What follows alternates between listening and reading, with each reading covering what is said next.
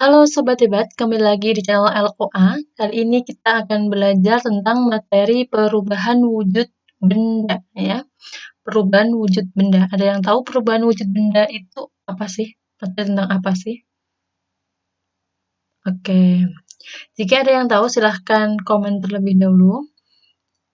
Tapi jika belum tahu, mari kita sama-sama belajar di sini materi tentang perubahan wujud benda ya. Baik, perubahan wujud benda itu ada 5 yang akan kita bahas ya teman-teman. Yang pertama di sini ada membeku. Nah, membeku. Membeku itu apa sih? Mudah banget ya. Membeku itu contohnya air menjadi es. Berarti membeku itu gimana pengertiannya? Itu proses perubahan ya, proses perubahan benda cair menjadi benda padat. Nah, itu yang dinamakan membeku. Ini ada contoh gambarnya ya, biar mudah diingat. Ini ada gambar air dan es batu ya. Jadi perubahan benda cair menjadi benda padat. Selanjutnya, nomor 2, yaitu perubahan wujud benda yang kedua itu mencair ya.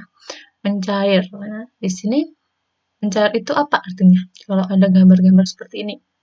Yang pertama di sini ada gambar es yang berada di luar, nah, di luar kulkas ya bisa. Kemudian di sini ada mentega yang dipanaskan ya. Ini mentega bukan tahu ya. Ini mentega ya.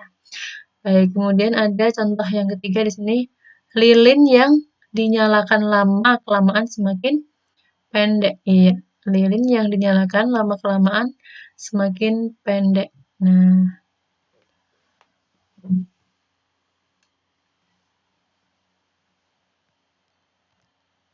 kita next.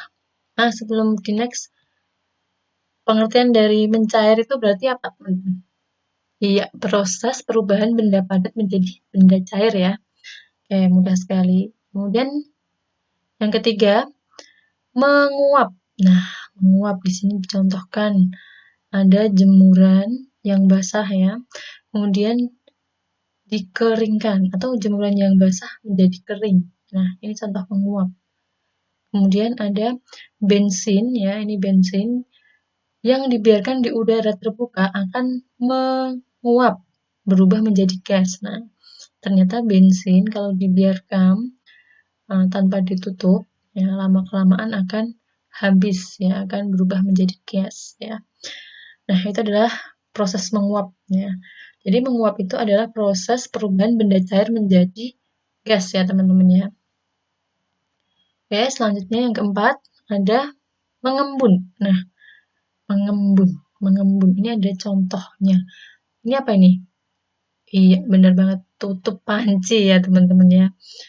Nah, di sini dicontohkan ada tetes air pada tutup panci yang diangkat ketika memasak. Nah, kalau teman-teman pernah memasak atau melihat ibu memasak, nah ketika tutup panci ya yang dipanaskan ya atau panci ada berisi air kemudian dipanaskan, setelah mendidih itu kemudian tutupnya diangkat, itu pasti akan ada titik-titik air di atas tutup panci itu ya. Nah, itu namanya mengembun. Selanjutnya yang kedua ada gambar titik air pada pagi hari. Nah, ini juga contoh dari mengembun. Jadi mengembun itu apa? Iya, proses perubahan gas menjadi benda cair. Oke, benar banget. Lanjut nomor 5. Nah, di sini ada perubahan wujud benda yang kelima itu adalah menyublim. Nah, menyublim. Di sini gambarnya semuanya tentang kapur ya, kapur barus maksudnya, bukan kapur yang buat menulis itu ya. Ini kalau ini kapur untuk nulis. Nah, tapi kalau yang ini kapur barus ya, kapur barus. Nah, di sini contoh kapur barus jadi gas atau kamper yang dibiarkan di udara terbuka di lemari pakaian akan habis karena perubahan menjadi gas. Nah, jadi teman-teman kalau pernah praktek ada yang punya kapur barus, kemudian diletakkan di almari ya teman-teman. Kemudian nanti lama-kelamaan kapur barus ini akan semakin kecil, semakin kecil, semakin kecil, dan bahkan kapur barus itu tidak ada, ya, tidak ada lagi wujudnya di dalam almari. Itulah yang namanya menyublim, ya. Jadi menyublim itu adalah apa? Iya, benar banget. Proses perubahan benda padat menjadi gas ataupun sebaliknya. Oke, di sini ada soal. Coba teman-teman kerjakan soal ini. Kalau teman-teman udah paham, berarti nanti soal ini harusnya betul semua ya. Nah, coba amati soalnya. Di sini ada soal seperti ini. Ibu meletakkan kamper di dalam lemari pakaian. Lama-kelamaan kamper habis. Perubahan wujud yang terjadi pada kamper tersebut adalah A. Mengembun, B. Mencair, C. Menguap, D. Menyublim. Ya, silahkan di pause dulu. Jawabannya adalah iya, benar banget yang D ya, menyublim. Selanjutnya, ibu memasak air untuk tamu. Beberapa saat setelah menemui tamu, ibu kembali ke dapur dan mendapati air dalam panci tinggal sedikit. Perubahan wujud yang terjadi pada peristiwa tersebut adalah A. Menguap, B. Mengembun, C. Menyublim, D. Pembekuan. Apa yang terjadi di sini? Coba di pause dulu jawabannya. Iya, jawabannya yang A ya, menguap atau terjadi penguapan sehingga air di dalam panci lama-kelamaan akan habis atau tinggal sedikit ya. Selanjutnya, nah ini soal selanjutnya ada kakak menuangkan adonan agar-agar dalam cetakan. Setelah 2 jam, adonan tersebut mengeras. Perubahan wujud yang terjadi pada peristiwa di atas adalah A. Mencair, B. Membeku, C. Mengembun, D. Menguap. Nah, apa jawabannya? Iya, mudah sekali yang B ya, membeku ya. Mudah sekali. Nah, next.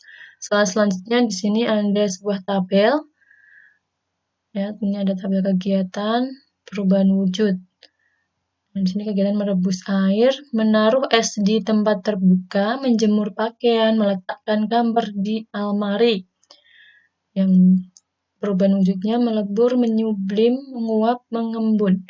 Soal pasangan yang tepat antara kegiatan dan perubahan wujud yang terjadi adalah 2 dengan B, nah ini yang A, kemudian yang B, 3 dengan B, yang C, 4 dengan B, yang D, 1 dengan D.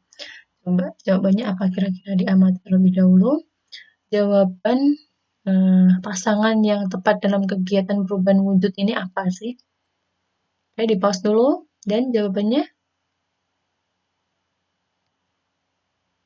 iya, yang C ya, betul sekali. Meletakkan gambar di almari itu menyublim. Nah, tadi sudah benar. Baik, next selanjutnya ada soal Ani membantu kakak meniup balon udara menghias acara ulang tahun adiknya. Kakak menyuruh Ani memindahkan balon-balon yang penuh udara ke dalam rumah. Balon yang penuh dengan udara tersebut tidak boleh diletakkan di bawah sinar matahari secara terus-menerus karena A. Balon dapat mengerut, B. Balon dapat mengempis, C. Balon dapat meletus, D. Balon dapat terbang. Jawabannya apa ini? Oke, mudah banget ya, ini yang C. Baik, terima kasih teman-teman. Ini adalah video tentang perubahan wujud benda dari LOA. Semoga bermanfaat. Jangan lupa klik tombol subscribe ya teman-teman ya. Subscribe, kemudian like juga boleh, komen juga boleh, di-share pun juga boleh. Baik, terima kasih. Semangat untuk belajar selanjutnya.